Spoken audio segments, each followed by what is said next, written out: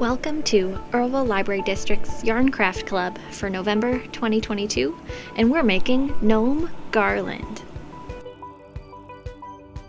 Here you can see what we'll be making today. I have two options. We have like a winter general garland and then a fall general garland, and you can use any yarn that you have at home to make any seasoned gnome garland you like. The fall variety here has some nice fall browns and reds and yellow colors, embellished with those maple leaves and acorn party sort of tables, confetti I think decor on the hats and the little bead noses. And then the winter variety has a snowflake on the hat, and I chose some icy hat colors and a nice icy white pom-pom for the gnome head and a little white gnome nose.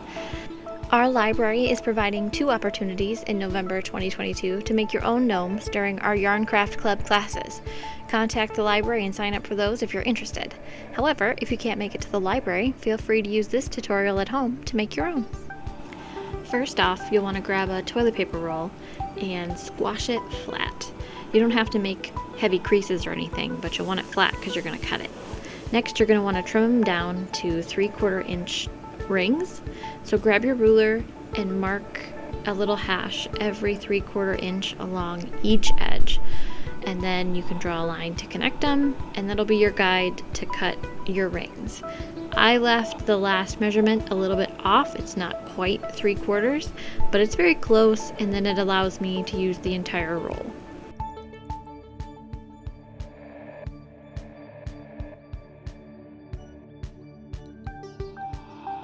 Now you can go back and open your rings, and each one of these rings is going to make one hat. So cut as many rings as you want gnomes to hang on your garland. Next, you're going to want to cut yourself a cardboard template that's 5 3/4 inches long and 5 inches across. The longest measurement here is going to be the length of your yarn strands doubled.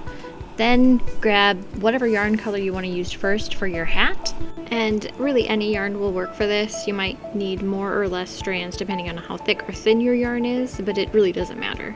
So you're going to use the cardboard template to quickly cut your yarn down into the right size strands. So lay your yarn tail on your cardboard, and you're going to start wrapping it around the cardboard. Don't pull too tightly. You just want to kind of loosely, taut but not tight, wrap that yarn around the cardboard, and you're looking for 50 times. That should give you enough strands to get through one whole hat. You might have a few extra, maybe not. You can kind of learn as you go. And try not to wrap too many times in the same place so that your yarn bulks up in a little mound. That'll affect how long your strands are. You'll end up with several slightly longer strands. So spread out, use the whole width of the cardboard, do your 50 wraps, and then I'll show you how to cut. For the final wrap, I'm going to end on the same edge that I started, which is kind of like the bottom, and I can trim my excess yarn now right at the base of the cardboard. Don't need to leave any extra, it's going to count as one of the strands.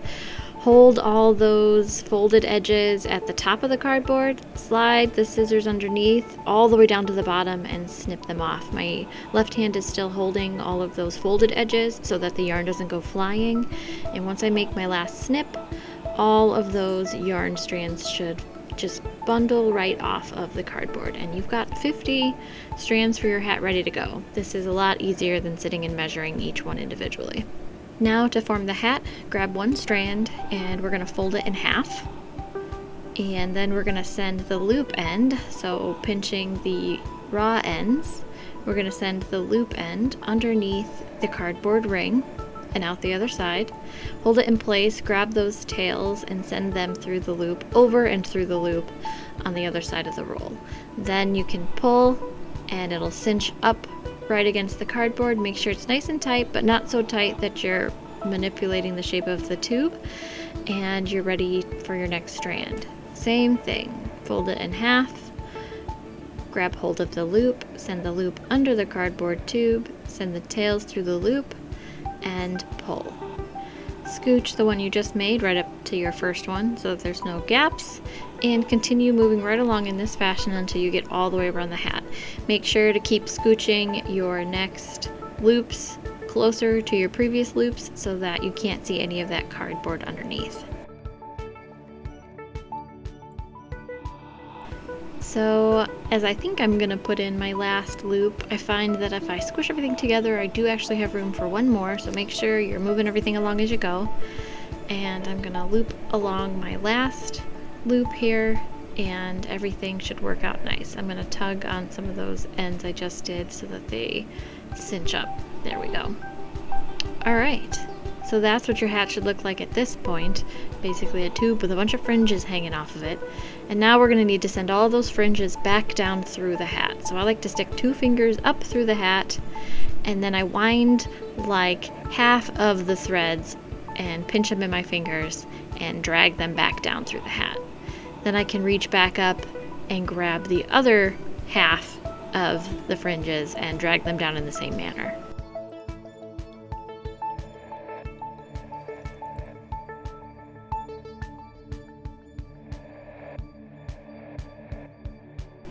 Now you can smooth out all of those fringe pieces, make sure they're all in line and nice and organized, so nothing's bunching up or twisted, so that it looks good. Tuck everything nicely inside the hat there. And we're gonna straighten all these out so that we can lay them across a perpendicular piece of string and tie the hat together. So grab an extra strand. It can be one of the ones that maybe you didn't get to in the pile that you cut, or cut a new one. Lay all those fringes in a bundle on top of that extra piece and tie a nice tight knot. Once that's tied, flip it over and tie another knot. I find that this really helps to firmly secure it. And then one more knot for good measure. I feel like this is the one that actually keeps it all in place. Then you can trim off not only those ends, but all the ends that are going to make the pom. I like to do one flat cut straight across to bring it down to the size that I want for my pom, and then I cut at an angle all around the edge of the fringe that I have left to turn it into a slightly more rounded shape to look more like a pom-pom on a hat. And then I'm done. You can get rid of your snibbles, and you can make as many of these as you want gnomes for your garland.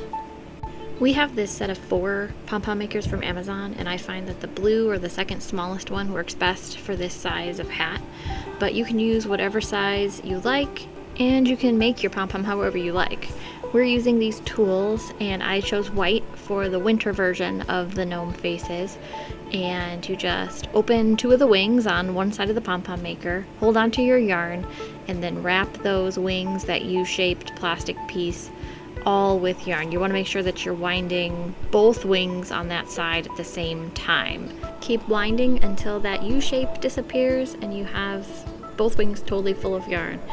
A good tip too is to make sure that that yarn is evenly distributed among the entire wing and not just concentrated in the middle, so that when your pom-pom comes off the tool, it's nice and round and not like oblong shaped or oval shaped.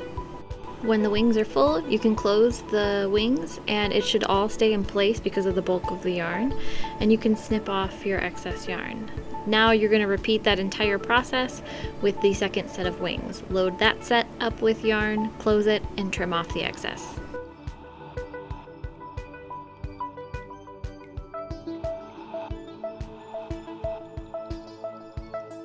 You do actually need really nice scissors for this part. It's really important that they are really sharp. They don't have to be this small. These just happen to be really nice scissors for us here at the library.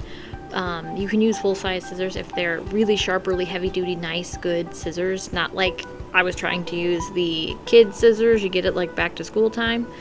So you might have to invest in a really good pair of scissors, but you're going to want to snip through all of the yarn strands on each side of the wings. So there is a little groove there you can see as it becomes exposed.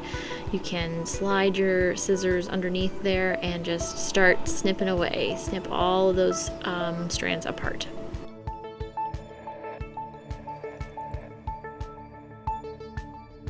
Once that's done, you can cut a generous length of yarn, I'd say 12 to 16 inches, and you're going to, at the midpoint, slide your strand right down in that slot that you exposed when you snipped all of the strands. Flip it over, keep sliding it around the machine in that groove, and then tie an overhand knot. And you're going to want this knot to be very snug, but don't snap your yarn. Don't pull so hard that you snap your yarn. And then for good measure, I turn it over kind of like the hat, and I do another knot on the other side that I pull just as tightly. This is what's going to keep all of those strands in place when you take the pom-pom off the machine, so it's important that this is secure. I do another knot for good measure, and then you can open the wings on each side of the tool.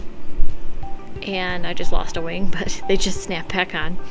Open both wings, and the tool separates in the middle. Mine's just going to fall off here, I think, in a minute. Yep. And the pom-pom is free. You can reassemble your tool. The little pin goes in the center, and the wings fold shut. And now you have a pom-pom. This pom-pom, now with its long tails, would be good for like a real hat, because you could use those long tails to sew it in place. But we're going to snip them off. Also, take this opportunity to give your pom-pom a haircut, which is oftentimes the most fun part of this whole ordeal. Trim your pom-pom to your desired shape and fluffiness, and then don't forget to snip off those 2 extra long tied ends. Now you're ready to grab your hot glue gun and attach your pom to your hat to make your completed gnome. However, I forgot a step when filming this. This is the moment you're going to want to grab a cotton ball and stuff it right down in there in the center you can see pictured of the hat, so that it fluffs it out a little bit and gives it a little more body and stability. I forget this, and I have to peel open the strands of the hat later on in the video and stuff it in there. So don't make my mistake. Go ahead and grab your cotton ball now. 1 cotton ball should do it, and then you can proceed with these instructions. Run a bead of hot glue slightly inside the bottom edge of the hat, so that when you put the pom-pom on, the glue will be hidden. So I don't go along the exact edge, kind of like just a hair inside. Then you can grab your pom and just stick them together, press them together, and hold them there for a minute so they set. Then you can take a look at your gnome and decide which side you want to be the front of his face. And we're going to use just a white pony bead. You can use any color you like. And we're going to use a bit of hot glue to attach it sideways, so you won't see the hole when it's attached to the gnome. So just a dab of hot glue. I do this left-handed so that I don't have to switch which hand I'm holding the bead with, and just squeeze out a little bit of hot glue onto the side of your bead, and then we're going to look to attach it directly beneath the brim of the hat. So I kind of find a good place and really snug it up as close to the hat as I can get it. So you want it to look like that hat is just resting on the gnome nose. Again, let it set for a minute until it's secure, and then you can glue on your embellishments. I'm using some snowflake sequins here. I believe we got them at Hobby Lobby, but you can be creative and use whatever you like. And a dab of hot glue will attach it right to the front of your hat. Be careful, as you can see, the hot glue is hot, so it will start to melt your sequin. So don't be too generous with your hot glue, and just press them into place there wherever you'd like him to rest on your hat. Now all you have to do is make enough of these to fill your garland. And then I'll show you how to make the rope to hang them from. I'm going to use 3 strands of yarn, but you can be creative and use whatever you like. And I'm going to crochet. Don't feel like you have to crochet. You can braid or tie knots, do whatever you like. But these instructions will be for a basic chain. And you just start by making a slip knot with all 3 strands of yarn. I'm going to go ahead and use a size K crochet hook to accommodate the large bulk of 3 strands of yarn. And I insert my hook into the slip knot and cinch it up so that there isn't a big loose gap. It just fits my needle. Hold that yarn however it's comfortable for you, but the idea is you're going to grab some of that yarn and drag it through the loop that's already on your hook. And you're going to grab new yarn and drag it through the new loop that's already on your hook. And you repeat that process until you have this braided looking chain. And that's what I'm using as the rope for my gnomes. Like I said, be creative, do whatever you like. If you're not comfortable crocheting, this is like a crash course in chains for crochet, but feel free to experiment.